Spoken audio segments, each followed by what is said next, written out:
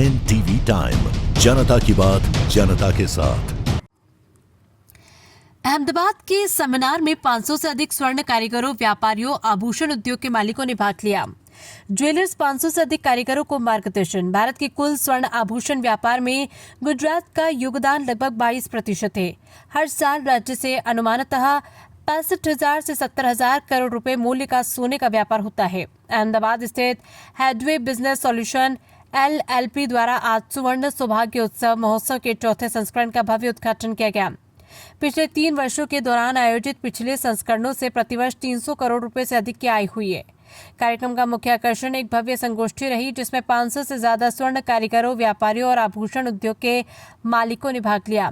प्रसिद्ध आभूषण व्यवसाय सलाहकार श्री परेश राजपारा ने सफल विक्रय का गुप्त विज्ञान, अष्ट सिद्धि और नवनिधि विषय पर उद्यमियों का मार्गदर्शन किया। संगोष्ठी में इस बात पर जोर दिया गया कि सोने की बढ़ती कीमतों और वैश्विक अस्थिरता के बावजूद सोना हमेशा एक सुरक्षित निवेश है और ग्राहकों को इसकी अहमियत समझना भी जरूरी है। इस अवसर पर आयोजक श्री परेश राजपारा ने कहा कि सुवर्ण सौभाग्य उत्सव केवल पुरस्कार और कूपन तक सीमित नहीं, बल्कि एक सकारात्मक आंदोलन है जो ज्वेलर्स और ग्राहकों को एकता और प्रेरणा से जोड़ता है।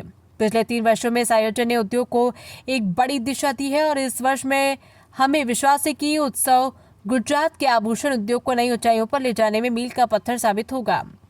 गुजरात का आभूषण बाजार में न केवल भारतीय बाजार में बल्कि वैश्विक स्तर पर भी महत्वपूर्ण है। भारत में हर साल लगभग 800 से 850 टन सोने की मांग होती है, जिसमें से लगभग 200 टन का व्यापार अकेले से गुजरात का होता है।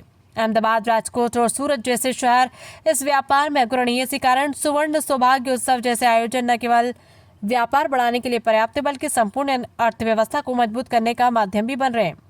एकता से बड़ा परिवार बनता है। संगठन से काम किया जाए तो तस्वीर बड़ी बनती है और व्यापार बढ़ता है। इस विचार के साथ इस महोत्सव का आयोजन किया गया।